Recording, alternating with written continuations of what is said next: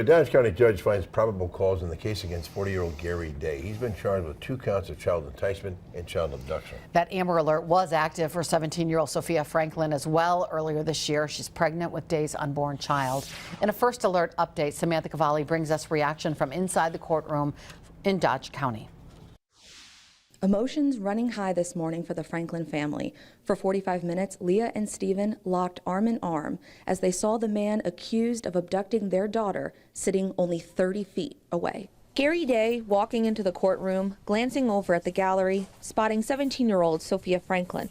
They were at the center of a months-long Amber Alert before being located last month at a truck stop in Omaha, Nebraska. A witness that thought something didn't appear right approached victim A and had a short conversation with her.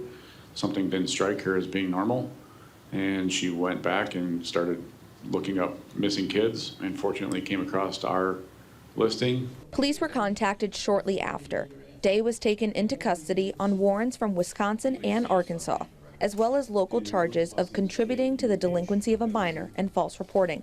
He was extradited last month to Wisconsin. Action 2 News has learned Day is expected to be indicted next week on federal charges for transporting a minor for purpose of sexual activity. Prosecutors, the defense, and the Franklin family did not want to comment after the proceedings. Day is scheduled to appear again in Dodge County Court on June 3rd. He's currently being held on a $2 million cash bond.